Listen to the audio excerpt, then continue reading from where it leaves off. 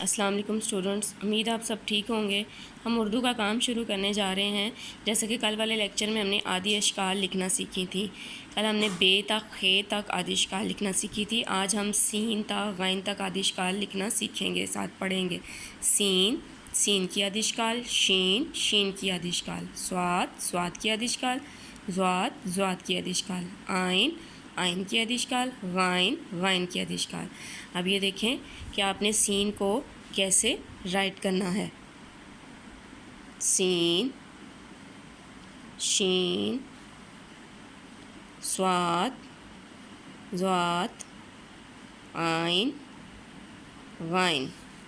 سمجھ آئی؟ اب دیکھیں لاسٹ میں دیکھیں دی گئی تصاویر کی شروع کی آواز لکھیں۔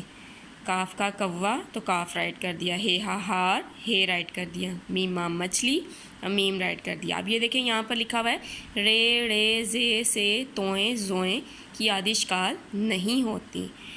اب ہم اردو کی ریڈنگ بک کی طرف آتے ہیں۔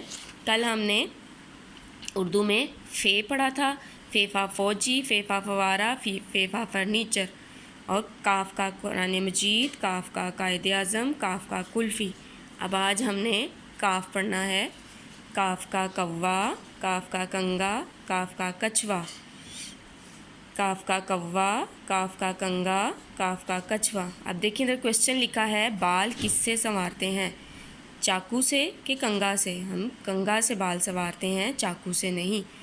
گاف کا گڑیا، گاف کا گملہ، گاف کا گدھا، گاف کا گڑیا، گاف کا گملہ، گاف کا گدھا۔ اب دیکھیے ادھر کوشچن لکھا ہے بوجھ کس پر لادا جاتا ہے؟ عقاب پر کہ گدھے پر؟ تو بیٹا گدھے پر بوجھ لادا جاتا ہے، عقاب پر نہیں، تو پھر ہم نے گدھے پر ٹک لگا دیا۔ اب ہم آج اسلامیات کے کوشچن کی طرف آتے ہیں۔ اسلامیات کا کوشچن نمبر 6 ہے، کیا ماں باپ کا حکم ماننے سے اللہ خوش ہوتا ہے؟ جی ہاں۔ کیا ماں باپ کا حکم ماننے سے اللہ خوش ہوتا ہے؟ جی ہاں۔ امید ہے مجھے آپ کو سمجھ آ گئی ہوگی۔ اب آپ لوگ اپنا کام سٹارٹ کریں۔